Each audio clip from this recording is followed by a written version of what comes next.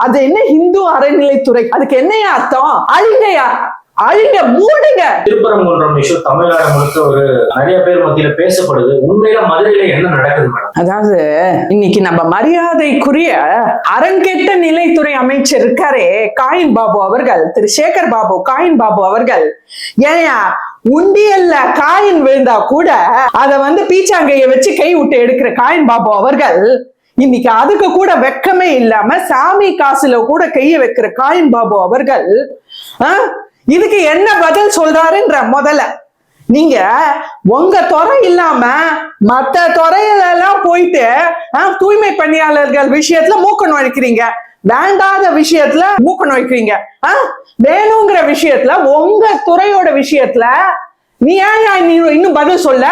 எங்க முக்காடு போட்டு ஒழிஞ்சிட்டு இருக்கீங்க நீங்க? நான் கேக்குறேன், இதாவது இன்னைக்கு திருப்பரங்குன்றம் ஒரு பிரச்சனையா நான் கேக்குறேன். அதாவது இது ஒரு மேனுஃபேக்சர்ட் கலாமிட்டி, அரசால சித்தரிக்கப்பட்ட இயல் இசை நாடகம் தயாரிப்பு. திரு முத்துவேல் கருணாநிதி ஸ்டாலின் அவர்கள், நம்ம முற்காடு முதலமைச்சர் ஸ்டாலின் அவர்கள், இன்னைக்கு கருணாநிதி அவர்கள் பல கதை திரைக்கதை எழுதினது போராதுன்னு இன்னைக்கு இந்த கேடு கேட்ட வாரிசு அரசியல்னால நம்ம இன்னும் இவங்களோட கதை திரைக்கதையில தத்தளிச்சு தமிழ்நாடு இன்னும் பல 100 வருஷம் பின்தங்கி போகுது. ஏயா 1924 வந்த வழக்குலயே இது எப்பயோ இந்த திருப்பரங்குன்றம் இஷ்யூ சார்ட் அவுட் ஆயிடுச்சு. அங்க ஒரு தர்கா இருக்கு, சிக்கந்தர் தர்கா, அது 34 சென்ட் அந்த தர்காக்கான நிலம். சோ 1924 பிரிட்டிஷர் காலத்திலேயே பிரிவி கவுன்சில் மூலமா கூட 1930 மேல்முறையீடு போனப்போ கூட எது தர்காவோட இடம், எது திருப்பரங்குன்றம் கோவிலோட நிலம்ன்றது அன்னைக்கே கிளியரா முடிவு பண்ணியாச்சு. தர்காவோட இடம் அந்த 34 சென்ட், தர்கா இருக்கிற இடம் நெல்லித்தோப்புன்னு பல அவங்க முஸ்லிம்கள் அவங்க தலைவர்களோட சமாதி இருக்கிற இடம், அப்புறம் அதுக்கான படித்துறை அந்த படிக்கட்டு, இது மட்டும்தான் அந்த தர்காவுக்கு சொந்தம். மற்ற இடங்கள் தேவஸ்தானத்துக்கு சொந்தம், திருப்பரங்குன்றம் தேவஸ்தானத்துக்கு சொந்தம்னு அன்னைக்கே முடிவானது. உங்களுக்கு என்னையா பிரச்சனை நான் கேக்குறேன். அதுல வேற இன்னைக்கு வாயில நாக்குல நரம்பே இல்லாம நம்ம கல்விமொழி அவர்கள் இன்னைக்கு எம்பியா இருந்து ஐ ரியலி வாண்ட் ஹர். இன்னைக்கு கனிமொழி அவர்களுக்கு கல்விமொழி அவர்களுக்கு வாயில நாக்குல பேசுறதெல்லாம் பொய். அதாவது பல 100 ஆண்டுகளா இங்க பிரச்சனையே இல்லையா? ஏயா 1924 பிரச்சனை ஆகி எது தர்கா இடம், எது திருப்பரங்குன்றம் இடம்னு பிரிச்சிருக்காங்க. அடுத்து 2014 ஒரு ரிட் பெட்டிஷன் போட்டிருக்காங்க, 2017 டிவிஷன் பெஞ்ச் ஆர்டர். இந்த ரெண்டுத்துலயுமே இந்துக்கள் மேல உச்சியில வழக்கேற்றணும்னு கேட்டிருக்காங்க. அதுக்கு அவங்க ரெஃப்யூஸ் பண்ணிருக்காங்க. அதையும் இப்ப தீர்ப்பு கொடுத்த திரு சுவாமிநாதன் அவர்கள், மரியாதைக்குரிய நீதிபதி சுவாமிநாதன் அவர்கள் இப்ப சொன்னதையும் சொல்லியிருக்காரு. 2014 17 சொன்னது கரெக்ட் தான். ஏன்னா மலை உச்சியில தர்கா இருக்கு, அதுல ஏத்தக்கூடாது சொல்லியிருக்காரு. ஆனா இவங்க ஏத்தணும்னு கேட்ட தூண், இவங்க அனுமதி கேட்ட தூண் அந்த தர்கால இருந்து 65 மீட்டர் தூரம் இருக்கு. சோ தர்காக்காரங்களும் நம்ம முஸ்லிம்களும் இந்துக்களும் ஏற்கனவே 2005 ஒரு பீஸ் கமிட்டி வச்சு ஒரு 2 பேரும் மியூச்சுவலா ஒரு அக்ரிமெண்ட் சைன் பண்ணியாச்சு. அதாவது தர்கால இருந்து 15 மீட்டர் தொலைவுல எந்த ஆக்டிவிட்டிஸும் நீங்க பண்ணக்கூடாது அப்படின்னு அவங்களும் சொல்லியிருக்காங்க, நம்மளும் அக்ரி பண்ணியாச்சு. இந்த தூண் 50 மீட்டர் தொலைவுல இருக்கு, 65 மீட்டர் தொலைவுல இருக்கு. உங்களுக்கு என்னையா பிரச்சனைன்ற அதுல இவங்க கல்விமொழி அவர்கள் வாயில வரதெல்லாம் சாக்கடை. அவங்க பேசுறாங்க, பல 100 ஆண்டுகளா எந்த பிரச்சனையும் இல்லைன்னா இவ்வளவு கேஸ் ஏன் போச்சுன்ற. சோ வார்த்தைக்கு வார்த்தை போய் பேசுறாங்க. அடுத்து என்ன பேசுறாங்கன்னா, அது சர்வே தூண், அந்த சர்வே தூண்ல இந்து மதத்துக்கு எதிராக செயல்படுறாங்களாம். இந்து மதத்துக்கு எதிராக அந்த சர்வே தூண்ல ஏன் நீங்க வழக்கேத்த போறீங்க, கார்த்திகை தீபம் ஏத்த போறீங்க? அப்படியே இந்து மதத்தை காத்து போற்றி வளர்த்து அப்படியே அரவணைச்சு வந்த நம்ம கனிமொழி அவர்கள் பேசுற பேச்சு இருக்கே, அப்பா மேடம், உங்களுக்கு அவார்டு, உங்களுக்கு நோபல் பிரைஸே கொடுக்கலாம். ஏன்னா இன்னைக்கு அமைதி காக்க முன் வந்த பாருங்க.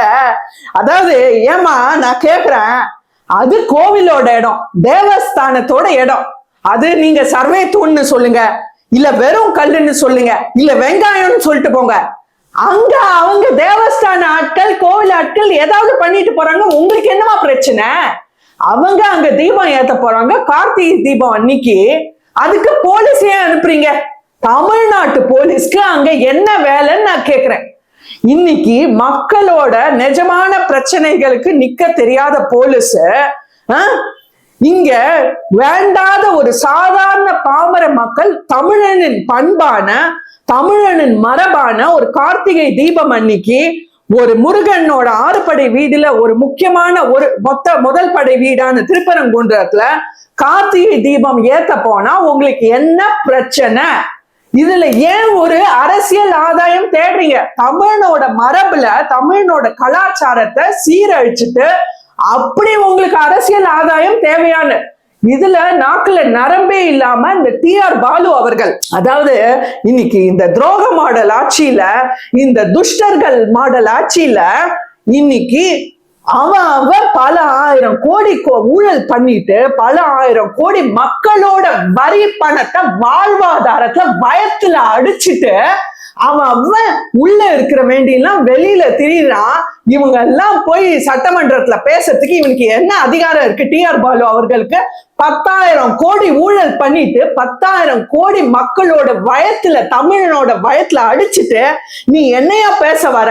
அந்த ஜட்ஜ, ஒரு நீதிபதிய RSS ஜட்ஜுன்னு பேசுறதுக்கு உனக்கு நாக்குல நரம்பே இல்ல? வெக்கம், மானம், சூடு, சொர்ணம் இல்ல? ஒரு சட்டமன்றத்துல சட்டத்தோட இடத்துல, remember I warn you TR Balu அவர்கள், நீங்க ஒரு நீதிபதி, he is the highest judiciary, ஒரு ஸ்டேட்டோட ஹையஸ்ட் ஜுடிஷியரி ஒரு நீதிபதி. அவரை இன்னைக்கு அவமானம் பண்றதுக்கு, ஒரு இழிவா பேசுறதுக்கு உங்களுக்கு யார் அதிகாரம் கொடுத்தா?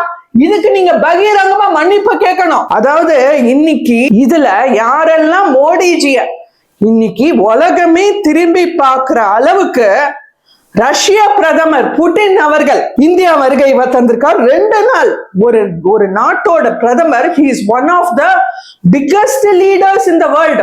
அவர் இன்னைக்கு இந்தியாவுக்கு 2 நாள் வருகை தந்திருக்காரு.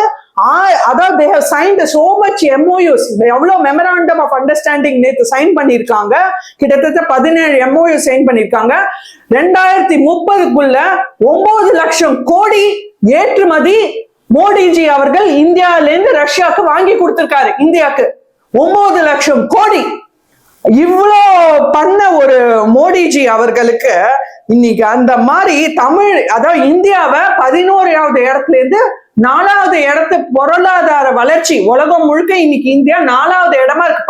11வது இடத்துல இருந்த இந்தியா இன்னைக்கு 4வது இடத்துல வளர்ச்சி கொடுத்திருக்க ஒரு மோடிஜி அவர்களை பார்த்து இன்னைக்கு நாட்டுல நரம்பே இல்லாம திமுகவோட ராஜீவ் காந்தி அவர்கள் டெரரிஸ்ட்னு கூப்பிடுறாரு.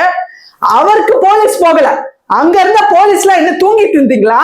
இங்க சாதாரண பாமர மக்கள் ஒரு வழக்கேத்த போனா அவரு கோவிலோட எடையா அவன் தூண்ல ஏத்துவான், இல்ல தொடவுல ஏத்துவான், எங்க வேணா தூண்ல ஏத்துவான், தரையில ஏத்துவான், எங்க வேணா ஏத்திக்கிட்டோம். உனக்கு என்னையா பிரச்சனை வந்தது? அவங்க வழக்கேத்துட்டும், சாமி கும்பிட்டுட்டும், பூஜை பண்ணட்டும், என்ன வேணா நெய் அபிஷேகம் பண்ணட்டும், என்ன வேணா பண்ணட்டுமே, உங்களுக்கு என்ன வந்ததுன்ற? அது தேவஸ்தானத்தோட இடம். இதை தடுக்கிறதுக்கு உங்களுக்கு யார் உரிமை கொடுத்தா? மு.க. ஸ்டாலின் அவர்கள் ஒரு ட்வீட் போட்டிருக்காங்க மேடம். கண்டிப்பா அதை பத்தி சொல்ற. கரெக்ட். மாமதுரைக்கு தேவை வளர்ச்சி அரசியலா அல்லது டாஸ் அரசியலான்னு கேட்டிருக்காரு ஒரு முதல்வர். இது எப்படி பாக்குறீங்க? அதாவது இன்னைக்கு நம்ம முக்காடு முதலமைச்சர் அவர்கள், என்னையா வளர்ச்சி கொடுத்துட்ட நீ?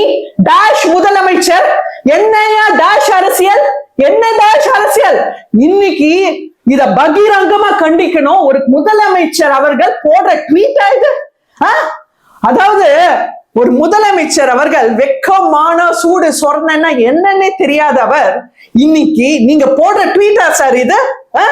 அது என்ன டாஷ்? இன்னைக்கு எக்ஸ்பிளனேஷன் கொடுங்க. ஒரு ஜனநாயகத்துல மக்களால தேர்ந்தெடுக்கப்பட்டு நீங்க மக்களுக்காக சேவை செய்யறதுக்காக அந்த இடத்துல உட்கார்ந்துருக்கீங்க. எந்த தைரியத்துல நீங்க டேஷ் அரசியல்னு போடுவீங்க? அந்த டேஷுக்கு பதில் சொல்லுங்க. இன்னைக்கு ஒரு ஜனநாயகத்துல you are supposed to explain to the people, you are entitled to answerable to the people. In democracy you are for the people, by the people and of the people. நீங்க உங்க இஷ்டத்துக்கு என்ன வேணா ட்வீட் போலாமா? என்ன dash அரசியல்? நீங்க பண்ணதுதான் sir dash அரசியல். இந்த 5 வருஷம் பண்ணீங்களே, இந்த அரசியல் தான் டேஷ் அரசியல். இந்த 5 வருஷத்துல தமிழ்நாடோட வளர்ச்சி மாமருதுரையோட வளர்ச்சி மட்டும் இல்ல, தமிழ்நாடோட வளர்ச்சியே பெரிய டேஷ் ஆயிடுச்சு உங்க ஆட்சியில. இன்னைக்கு தமிழ்நாட்டுக்கு எந்த வளர்ச்சியும் கொடுக்க முடியாம, எந்த வளர்ச்சியும் கொடுக்கறதுக்கு வக்கில்லாத ஒரு டேஷ் முதலமைச்சர் நீங்க. என்னத்த டேஷ் அரசியல் பேசுறீங்க? இன்னைக்கு ஒரு தமிழனின் கலாச்சாரம், தமிழனின் மரபு எதையும் மதிக்க தெரியாத உங்க வாரிசு அரசியல் வெறும் ஓட்டுக்காக, அந்த பிச்சை ஓட்டுக்காக மட்டுமே வெளியில வர முதலமைச்சர் நீங்க. மத்த டைம்ல எல்லாம் முக்காடு போட்டு எங்கேயா ஓடிடுவீங்க, துபாய் லண்டன், நீங்களும் உங்க பையனும் சேர்ந்து. வெறும் ஓட்டு வருது இல்ல, தேர்தல் வருது இல்ல, அதுக்காக வேணுக்குன்னு ஒரு மக்களோட தினசரி வாழ்க்கைய சீரழிச்சு இப்படி ஒரு அரசியல் பண்றீங்களே சார். இவ்வளவு ஒரு சீப்பான பாலிடிக்ஸ். ஒரு தமிழனின் மரபான ஒரு தீபாவளிக்கு உங்களுக்கு வாழ்த்து சொல்ல தெரிஞ்சுதா? தமிழனின் மரபான ஒரு திருக்கார்த்திகைக்கு உங்களுக்கு வாழ்த்து சொல்ல தெரிஞ்சுதா? ஏன் ஏன் அப்ப தமிழனை வெறுக்கிறீங்களா? தமிழ் கலாச்சாரத்தை வெறுக்கிறீங்களா? சொல்லுங்களேன் சார், ஓப்பனா சொல்லுங்களேன், ஓப்பனா ட்வீட் போடுங்க சார். தில் இருந்தா தமிழனை நான் வெறுக்கிறேன், தமிழ் கலாச்சாரத்தை வெறுக்கிறேன், தமிழ் கலாச்சாரத்தை கூண்டோட அழிக்க நினைக்கிறேன் அப்படின்னு போடுங்களேன். 160 கோவில்கள் மேல இடிச்சிருக்கீங்க நீங்க உங்க ஆட்சியில. இந்த 5 வருஷ ஆட்சியில 160 கோவில் மேல இடிக்கிறதுக்கு உங்களுக்கு யார் அதிகாரம் கொடுத்தா? அதாவது கோவை முத்தாரம்மன் கோவில், சென்னை வேத விநாயகர் கோவில், சூலூர் வடிவழகர் கோவில், அடுத்து தஞ்சாவூர் குபேர விநாயகர் கோவில் அப்படின்னு இதெல்லாம் ஏன் ஆயிடுச்சிங்கன்னு கேட்டா, உடனே நீதிமன்றத்துல தீர்ப்பு வந்துருச்சா. அப்போ அதே நீதிமன்றத்துல இருந்தானே சார் தீர்ப்பு வந்திருக்கு கார்த்திகை தீபம் அவங்க ஏத்தலான்னு. அன்னைக்கு உங்களுக்கு மதிக்க தெரிஞ்ச நீங்க இன்னைக்கு எங்கயா சார் போச்சு? எங்க போச்சு உங்க நீதிமன்ற தீர்ப்பு? எங்க போச்சு உங்க நீதி? அதுக்கு மேல நான் கேக்குறேன், இன்னைக்கு எந்த அளவுக்கு ஒரு வெறுப்பு அரசியல மக்கள் மீது தூண்டுறாங்கன்னா, இன்னைக்கு மதுராந்தகம்ல கோவில் பூசாரி, அவருக்கு ஆர்டர்ல, அவரோட ஆர்டர், அவருக்கு பூசாரிக்கான ஆர்டர்ல இருக்கு, உங்களுக்கு சம்பளம் இல்லை அப்படின்னு. எப்படி சார்? அப்போ நீங்க சம்பளம் இல்லாம ஒரு எம்ப்ளாயி வைப்பீங்களா? அவர் எப்படி அவர் வாழ்க்கையை நடத்த முடியும்? அடுத்து இங்க வரதராஜர் கோவில், காஞ்சிபுரம் வரதராஜர் கோவிலோட பூசாரியோட ஆர்டர்ல இருக்கு, மாச சம்பளம் அவருக்கு 300 ரூபாய். பிச்சை காசு 300 ரூபாய் வச்சு அவர் எங்கேயா போவார்? அவரு எப்படி வாழ்க்கையை நடத்துவாரு? எப்படி குடும்பத்தை நடத்துவாரு? நான் கேக்குறேன். அதுல வேற 3 வருஷமா அவருக்கு சம்பளமே தரல அறநிலைத்துறையில இருந்து. என்ன பண்றாருன்னு நான் கேக்குறேன். அறநிலைத்துறை அமைச்சர் இன்னைக்கு எங்க போட்டு முக்காடு போட்டு இருக்காரு நான் கேக்குறேன். அது என்ன இந்து அறநிலைத்துறை? அதுக்கு என்னையா அர்த்தம்? அழிங்கயா, அழிங்க, மூடுங்க. இதுக்கு வெக்க கேடு. இவ்வளோ பெரிய நாடே கொந்தளிக்கிற அளவுக்கு ஒரு திருப்பரங்குன்றம் ஒண்ணும் இல்லாத ஒரு தீபத்தை இன்னைக்கு நாடே எரியும் ஒரு நெருப்பா ஆக்கிட்டீங்க. ஒரு மங்களகரமான தீபத்தை ஒரு கலவரமான நெருப்பா ஆக்கின அந்த புகழ் உங்களுக்கே சேரும். அவர்கள் திரு காயின் பாபு அவர்கள், திரு சேகர் பாபு அவர்கள் அறநிலைத்துறையை மூடுங்க. உங்களுக்கு வக்கில்ல. அது என்னையா இந்து சமய அறநிலைத்துறை? சரியா, அப்படியே ஒத்துக்கிறேன். அப்போ கிறிஸ்துவ சமய அறநிலைத்துறை வைங்க, முஸ்லிம் சமய அறநிலைத்துறை வைங்க, ஜெயினர்கள் சமய அறநிலைத்துறைன்னு வைங்க. அந்த மாதிரி ஒரு மதத்துக்கும் வைங்களையா. நான் அப்ப ஒத்துக்கிறேன், இந்து சமய அறநிலைத்துறை இருக்கட்டும்னு. மேடம் அப்படிலாம் வச்சா அவங்க ஓட்டு போட மாட்டாங்க மேடம். இந்து மக்கள் தானே இழிச்சவங்க எல்லாரும் சொல்றாங்க. அதுதானே பிரச்சனை இன்னைக்கு. அதுதானே இன்னைக்கு பிரச்சனை. அப்பதானே இவங்களோட தண்டவாளம் எல்லாமே வெளில வரும். இவங்களோட திமுகவோட மொத்த இந்த சீப் பாலிடிக்ஸ், ஓட்டு அரசியல் என்னன்னா மக்களை கீழ்த்தட்டு நிலையிலே வைக்கணும். அடுத்து மக்களை, அதாவது ஒன்னா இருக்கிற மக்களை நான் கேக்குறேன், அன்னைக்கு தீபம் ஏத்த போறாங்க, அங்க இருக்கிற தர்காவுக்கு பிரச்சனையா? அவன் குரல் எழுப்பலையா? அங்க லோக்கலா இருக்கிற திருப்பரங்குன்றத்துல இருக்கிற முஸ்லிம்களுக்கு பிரச்சனையா? மதுரை மாநகரத்துல இருக்கிற முஸ்லிம்களுக்கு பிரச்சனையா? எவனும் போராட்டம் பண்ணலையா அன்னைக்கு? உனக்கு என்னையா வேலை போலீஸ் அனுப்பி அங்க கலவரம் பண்றதுக்கு? அதாவது எல்லா மக்களும் நம்ம தமிழகம் வந்தோரை வாழ வைக்கும் தமிழ் மக்கள் தமிழகம். அதாவது மக்கள் இன்னைக்கு ஜாதியை தாண்டி மொழியை தாண்டி இனத்தை தாண்டி மக்கள் எல்லாரும் அண்ணன் தம்பி மாதிரி ஒரு ஃப்ரெண்ட்ஷிப்போட தான் இருக்காங்க, நல்லபடியா தான் இருக்காங்க. ஆனா நீங்க வேலுக்குனே மக்கள் நிம்மதியா இருந்தா உங்களுக்கு வயிறு எரியுது. இன்னைக்கு மக்களோட திண்டாட்டம் திமுகவின் கொண்டாட்டம்.